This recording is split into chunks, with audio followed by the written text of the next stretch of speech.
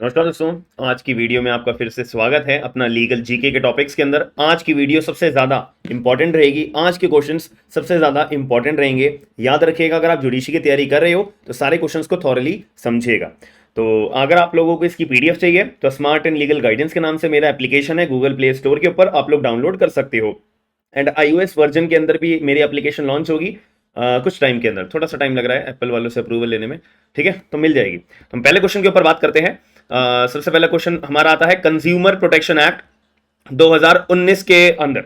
Consumer protection act 2019 के अंदर हम बात करते हैं, तो अभी 2019 के अंदर कंज्यूमर प्रोटेक्शन एक्ट 2019 लागू करा गया है। कब? 20 जुलाई 2020 को ये एक्ट लागू करा गया है। और कंज्यूमर प्रोटेक्शन एक्ट 1986 वाला जो हुआ करता था ना, उसको रिप्लेस कर दिया है, कि मतलब उसको हटाकर अब अपना कंज्यूमर प्रोटेक्शन एक्ट 2019 वाला एप्लीकेबल होगा पूरे भारत के अंदर। तो अब कोई भी मुद्दा आएगा कंज्यूमर के रिगार्डिंग, कंज्यूमर के वायलेशन के रिगार्डिंग, कंज्यूमर के साथ कोई भी फ्रॉडुलेंट एडल्ट्रेशन वाले कोई भी एक्टिविटी करी जा रही है गुड्स के रिगार्डिंग, तो वो गवर्न होगा कंज्यूमर प्रोटेक्शन एक्ट 2019 वाला। याद रखिएगा। अब ये जो है एक चीज ध्यान रखने वाली है एग्जाम पॉइंट ऑफ व्यू से, कि यहाँ पे जो सेंट्रल कंज्यूमर प्रोटेक्शन अथॉरिटी जिसको बोलते हैं सीपीए, कि सेंट्रल कंज्यूमर प्रोटेक्शन अथॉरिटी का एक गठन करा गया है, जिसका मेन ऑब्जेक्टिव क्या था? कि हम जो है प्रमोट करेंगे, प्रोटेक्ट करेंगे और एनफोर्स करेंगे जो हमारे राइट्स होते हैं कंज्यूमर को, वो बताएंगे। और जो लाइबिलिटी है ना एंडोर्सर की, जो लाइबिलिटी होती है एंडोर्सर की, वो भी हम जो है प्रमोट करेंगे, प्रोटेक्ट करेंगे और एनफोर्स करेंगे। सीधी सी बात ये होती है, इसलिए CPA central consumer protection authority एक बनाई गई है। क्लियर है? इस एक्ट की वजह से, कंज्यूमर प्रोटेक्शन एक्ट 2019 की वजह से। पहले नहीं हुआ करता था, पहले ऐसा कुछ सिस्टम भी नहीं था, ऐसा कोई मैकेनिज्म भी नहीं बनाया गया था, क्योंकि एक्ट में था नहीं।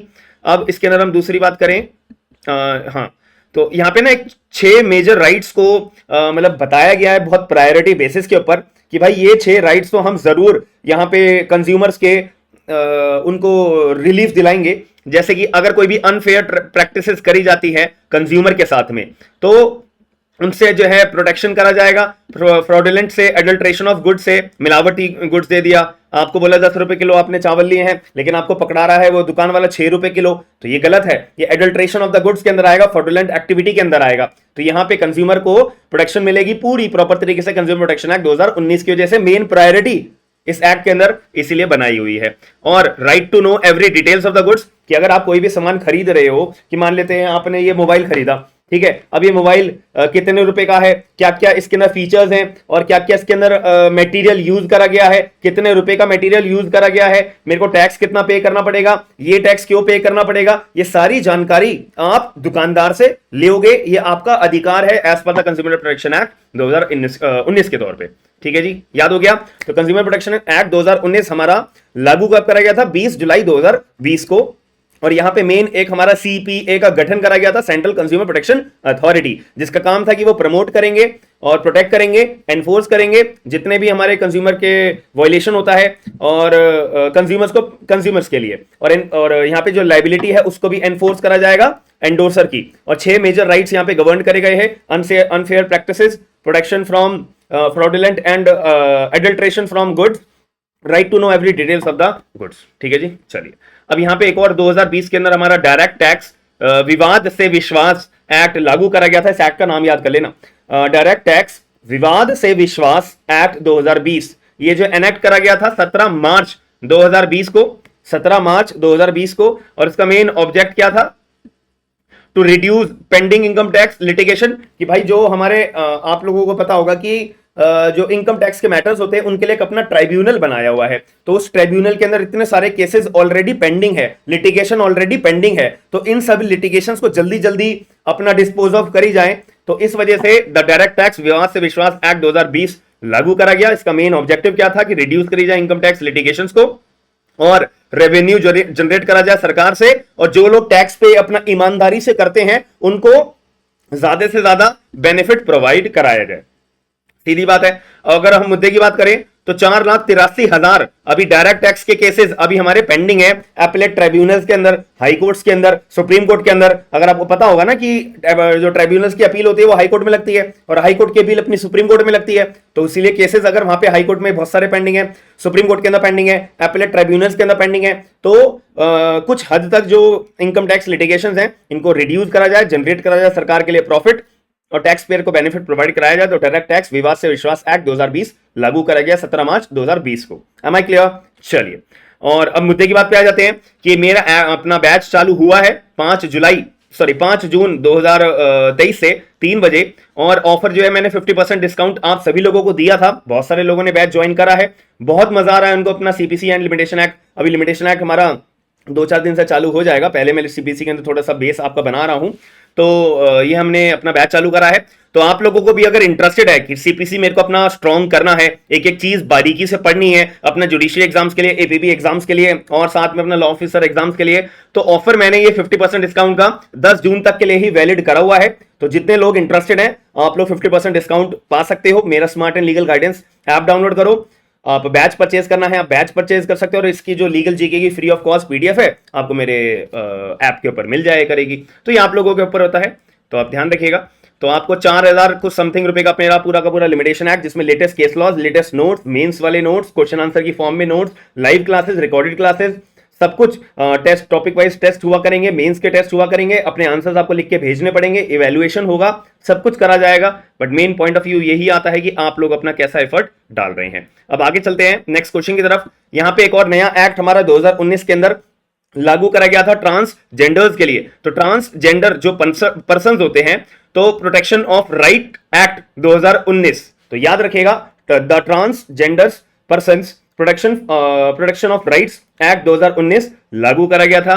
इस एक्ट का मेन एम क्या था कि भाई स्टॉप करो यार discrimination against the transgender persons के ऊपर in various sector such as education sector में अगर ट्रांसजेंडर के साथ यहां पे डिस्क्रिमिनेशन करा जा रहा है, एम्प्लॉयमेंट में डिस्क्रिमिनेशन करा जा रहा है, हेल्थ केयर के अंदर डिस्क्रिमिनेशन करा जा रहा है कि एजुकेशन में कि ट्रांसजेंडर को यहाँ पे पढ़ाई नहीं कराई जाएगी, इस कॉलेज में एडमिशन नहीं दिया जाएगा, या एम्प्लॉयमेंट के अंदर कि यहाँ पे ट्रांसजेंडर काम नहीं कर सकते हैं, या हेल्थ सेक्टर के अंदर यहाँ पे ट्रांसजेंडर का इलाज नहीं हो सकता है। तो यहाँ पे अगर in education, employment and health care के अंदर कहीं पे सेक्टर के अंदर अगर कहीं भी ट्रांसजेंडर का यहाँ पे डिस्क्रिमिनेशन किया जा रहा है किसी के भी द्वारा, प्राइवेट जगह हो या अपनी पब्लिक जगह हो, तो उस केस में इस ये वाले एक्ट की मदद से ट्रांसजेंडर को अपना पूरा अधिकार दिया जाएगा, इंसाफ उनको दिलाया जाएगा।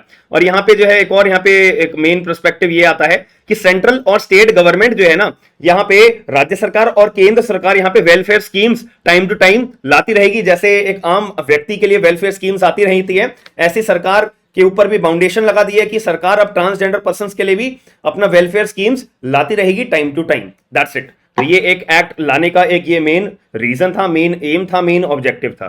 ठीक है, the transgender persons protection of rights act 2019, याद रखिएगा। लास्ट क्वेश्चन की तरफ हम बढ़ते हैं। लास्ट क्वेश्चन के अंदर आपको ये चीज जाननी बहुत ही ज्यादा जरूरी है कि Jammu and Kashmir official language act 2020 लागू करा गया है। ठीक है, क्योंकि ये एक्ट है ना, अब ये एक्ट इसलिए लिखा होता है, बताओ क्यों लिखा होता है?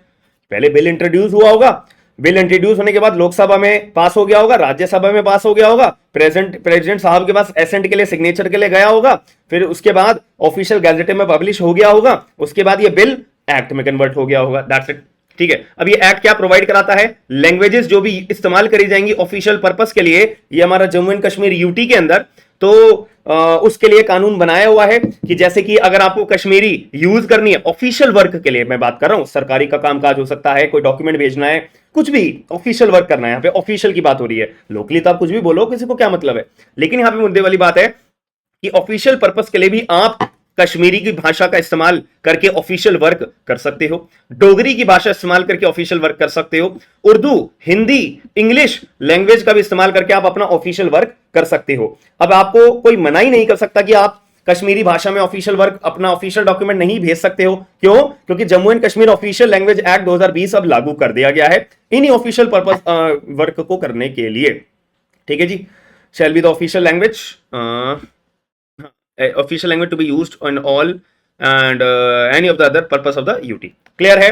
तो हम थोड़ा सा 2 मिनट लगा के अपना रिवाइज कर लेते हैं। सबसे पहली बात हमने कहा था बात कंज्यूमर प्रोटेक्शन एक्ट 2019 के अंदर, ये हमारा लागू करा गया था 20 जुलाई 2020 को इनका मेन ऑब्जेक्टिव क्या था ये एक्ट लागू करने का, कि यहां पे एक सीपीए बनाई गई है, सेंट्रल कंज्यूमर प्रोटेक्शन अथॉरिटी। इनका मेन काम क्या था कि ये प्रोटेक्ट करेंगे, प्रमोट करेंगे, एनफोर्स करेंगे जो भी कंज्यूमर का राइट्स होते हैं, और जो लाइबिलिटी होती है वो एंडोर्सर की अराइज करके कंज्यूमर को इंसाफ दिलाया जाएगा। और यहाँ पे 6 मेजर राइट्स जो है कंज्यूमर के, उनके ऊपर प्रोटेक्शन पे सबसे ज्यादा ध्यान देने की बात करी गई है। Unfair practices, protection from fraudulent and adulteration of goods, और right to know every details of the goods. फिर हमने बात करी थी डायरेक्ट टैक्स विवाद से विश्वास एक्ट 2019-20 में, और ये 17 मार्च 2020 को एनफोर्स करा गया था। मेन ऑब्जेक्टिव क्या था कि रेवेन्यू जनरेट करना है सरकार के लिए और टैक्स पेयर्स के लिए बेनिफिट प्रोवाइड कराना है, और जितने भी हमारे इनकम टैक्स की पेंडिंग लिटिगेशन है इसको रिड्यूस करना है। अभी करंट 4,83,000 केसेस हमारे अपीलेट ट्रिब्यूनल में, हाई कोर्ट में, सुप्रीम कोर्ट में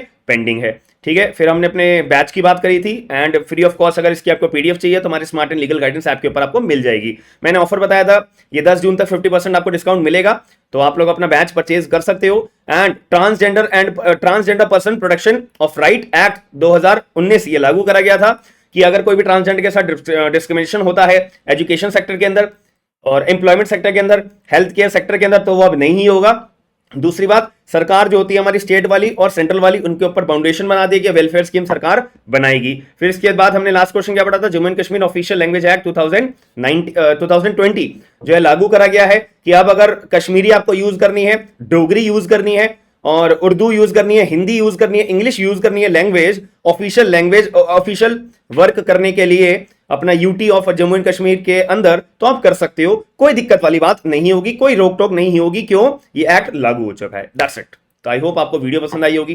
वीडियो पसंद आई हो तो प्लीज अपना लाइक जरूर कर दीजिएगा, साथ में कमेंट बॉक्स के अंदर अपना जरूर बताइएगा कि आप लोग मेरी डेली वीडियोस देखते हो लीगल जीके की या नहीं देखते।